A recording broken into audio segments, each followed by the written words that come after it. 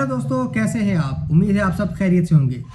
आज की ये वीडियो बहुत इंपॉर्टेंट होने वाली है क्योंकि इसमें हम बात करेंगे पाकिस्तान और साउथ अफ्रीका के दरमियान जो अब वनडे सीरीज़ खेली जानी है उसके बारे में।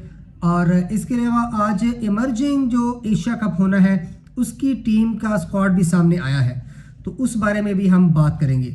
तो सबसे पहले हम बात करते हैं पाकिस्तान और साउथ अफ्रीका के दरमियान जो वनडे सीरीज़ का पहला मैच कल खेला जाना है फैसलाबाद में। देखिए, T20 सीरीज़ तो हमने जीत ली और अब वनडे सीरीज़ की बारी है और ये सारे मैचेस खेले जाएंगे फैसलाबाद के इकबाल स्टेडियम में। तो हम सबको पता है कि हमने देखा है कि लाहौर में जो पिचेस थी वो बॉलर्स के लिए हेल्पफुल थी और यहाँ पर पाकिस्तानी टीम ने बड़ी अच्छी कारकर्दगी दिखाई। लेकिन क्या फैसलाबाद की विकेट जो है वो भी बॉलर को मदद देगी, ये एक बड़ा सवाल है। क्योंकि हमने लास्ट पाकिस्तान कप देखा था फैसलाबाद के इकबाल स्टेडियम में, तो उस कप में हमें बहुत से रन्स बनते हुए दिखाई दिए थे। बड़ी फ्लैट विकेट थी और पिचेस जो हैं वो बैट्समैनों के लिए बहुत अच्छी थी और अगर ऐसी ही विकेट्स हुई तो पाकिस्तान के लिए मुश्किलात हो सकती हैं, क्योंकि साउथ अफ्रीका की टीम में ऐसे खिलाड़ी ज़रूर मौजूद हैं जो कि अच्छा खेल सकते हैं, फ्लैट पिचेस पर लंबी इनिंग भी खेल सकते हैं। क्योंकि ब्रिट्स की जो उनकी कप्तान है वो जब लास्ट टाइम पाकिस्तान आए थे तो वनडे मैच में 150 रन की इनिंग उन्होंने खेली थी, तो यकीनी तौर पर लंबी इनिंग खेलने की सलाहियत तो वो रखते हैं। इसके अलावा क्विंटन डी कॉक भी इनके पास हैं, फिर टोनी डिजोर्जी हैं इनके पास, और डिजोर्जी को हमने टेस्ट मैचेस में देखा है कि वो समझते हैं और वो जानते हैं इनिंग को लंबा खेलने का और जो जिस तरह से रन्स बटोरने हैं वो उस बारे में भी जानते हैं। और T20 में हमने देखा कि वो तेज़ भी खेल सकते हैं, तो मल्टी डायमेंशनल प्लेयर हैं वो टोनी डिजोर्जी। तो यकीनी तौर पर ये टीम जो है खासी अच्छी और टैलेंटेड ज़रूर है, लेकिन अगर विकेट्स जो हैं वो स्पिनर्स के लिए साजगार बनाई गई तो उसमें ज़रूर मसला पेश आ सकता है साउथ अफ्रीका की टीम को। और इनकी बॉलिंग लाइनअप में वही बॉलर हैं जो कि थे T20 सीरीज़ में। बर्गर हैं इनके पास, नगीडी हैं, बार्टमैन हैं, फिर कॉर्बन बॉश हैं, जॉर्ज लिंडे हैं, फिर पीटर इनके एक लेग स्पिनर हैं। तो बॉलिंग ऑप्शंस तो तकरीबन वही हैं जो कि इनके थे T20 सीरीज़ में, तो टीम कोई ज़्यादा इनकी तब्दील है नहीं है। डेविड ब्रेविस भी वनडे मैच में शामिल हैं और जिस तरह की वो हिटिंग करते हैं वो तो हमने T20 में उसकी झलक देख ही ली है। अगर बात करें हम पाकिस्तान की टीम की, तो पाकिस्तान की टीम में जो तब्दीलियाँ हुई थी, हसीबुल्ला की एंट्री हुई थी और हसीबुल्ला की एंट्री यकीनी तौर पर बहुत खुशाइन है। देखिए, हसीबुल्ला एक ऐसा प्लेयर है जिसने लिस्ट ए में परफॉर्म किया है, 50 की उसकी एवरेज है। और हमने क्या किया उसके साथ, हमने उठाकर T20 में उसका डेब्यू करवा दिया, जो कि उसका फॉर्मेट ही नहीं है। 118 का उसका स्ट्राइक रेट है। तो हमारी सबसे बड़ी नालायकी नाअहली ये होती है कि जिस बैट्समैन का, जिस प्लेयर का जो फॉर्मेट होता है हम उसको वो खिलाते ही नहीं है, और अगर खिला देते हैं तो उस पोजीशन पर नहीं खिलाते जहां पर वो खेलता रहा है। तो अब देखना ये होगा कि पाकिस्तान की टीम में हसीबुल्ला कहां पर फिट होते हैं।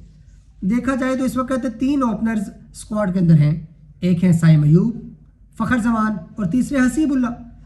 और अगर मुझसे पूछा जाए तो मैं यही कहूँगा कि हसीबुल्ला को चांस देना चाहिए इस सीरीज़ में, इस पूरी सीरीज़ में उस लड़के को चांस दें, क्योंकि उसने बड़ा परफॉर्म किया हुआ है लिस्ट ए में डोमेस्टिक में।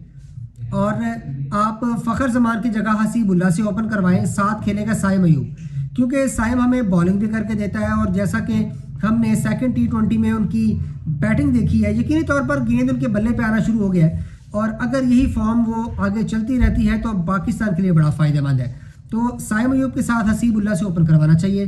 फिर नंबर 3 पर बाबर आजम है, नंबर 4 पर मोहम्मद रिजवान है, फिर सलमान अली आगा, और उसके बाद नंबर 6 पर हमारे पास 2 ऑप्शन है, हुसैन तलत को भी खिला सकते हैं और हम हसन नवाज को भी खिला सकते हैं। तो अब देखना होगा कि माइक हैसन जो है वो किस खिलाड़ी को चूज़ करते हैं, क्योंकि देखा जाए तो हुसैन तलत जो हैं वो वनडे फॉर्मेट उनका बेस्ट फॉर्मेट है, और लेकिन वो जिस जगह पर खेलते हैं वो नंबर 4 पर अमूमन खेलते हैं डोमेस्टिक में, लेकिन यहाँ पर चूँकि उनकी जगह नहीं बन रही तो पीछे नंबर 6 पर उनकी जगह बन रही है। तो देखना होगा कि इन दोनों प्लेयर्स के दरमियान से कौन सा प्लेयर फिट इन होता है। और उसके बाद हमारे पास मोहम्मद नवाज़ की ऑप्शन है और उसके बाद फ़हीम अशरफ आएंगे, फिर शाहीन शाह अफरीदी हैं। और अब देखना होगा कि जो तीसरा सीमर है, फ़हीम के साथ एक शाहीन हो जाएंगे या फिर नसीम होंगे, तो तीसरे सीमर की जगह क्या हम वसीम जूनियर को खिला सकते हैं, क्योंकि पिछले 13 मैचों से वो हमारे स्क्वाड के साथ हैं। लेकिन उनको चांस ही नहीं दिया जा रहा।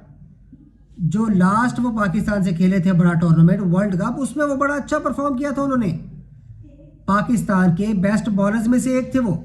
लेकिन हमने क्या किया, उसके बाद उनको नज़रअंदाज करना शुरू कर दिया। इस तरह से बनते हैं खिलाड़ी।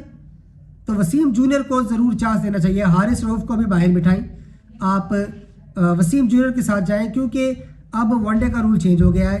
35 ओवर्स के बाद दोनों गेंदों में से सिर्फ एक गेंद ही चलेगी, तो गेंद पुराना होगा, रिवर्स के चांसेस होंगे। वसीम जूनियर रिवर्स में बहुत अच्छे हैं, वो डेथ में बड़े अच्छे साबित हो सकते हैं, मिडल में बड़े अच्छे साबित हो सकते हैं, तो उनको ज़रूर खिलाना चाहिए। अब एशिया कप के लिए जो इमर्जिंग का स्क्वाड सामने आया है, उसमें इरफान खान नियाजी को जो है वो कमान दी गई है कि वो कमान संभालेंगी, और लाहौर कलंदर के मोहम्मद नईम भी इस स्क्वाड में शामिल है। इसके अलावा मोहम्मद फ़ाइक हैं, माज अहमद सदाकत हैं, और मुबस्सिर खान को शामिल किया गया है। अरफात मिनहास का नाम सामने आ रहा है। फास्ट बॉलिंग में हमारे उबैद शाह है, शाहिद अजीज़ हैं, अहमद दानियाल हैं, मोहम्मद सलमान है, और स्पिनर्स में फैसल अकरम को शामिल किया गया है। तो अच्छी जो है वो नज़र आई है हमें ये टीम। लेकिन जो विकेट कीपर बैट्समैन है गाजी गौरी, उनको शामिल किया गया है। समझ नहीं आ रही कि 7 बेग से ऊपर इनको प्रायोरिटी क्यों दी जा रही है, क्यों इनको प्रेफरेंस दी जा रही है, ऐसी क्या इनकी परफॉर्मेंस है। 7 बेग एक अच्छा लड़का है, उसको होना चाहिए था यहाँ पर। ख्वाजा नाफी मिसिंग है यहाँ पर, वो नज़र नहीं आ रहे। मेहरान मुमताज़ नहीं है। तो खासे लड़के हैं जो कि होने चाहिए थे स्क्वाड में, लेकिन वो शामिल नहीं है।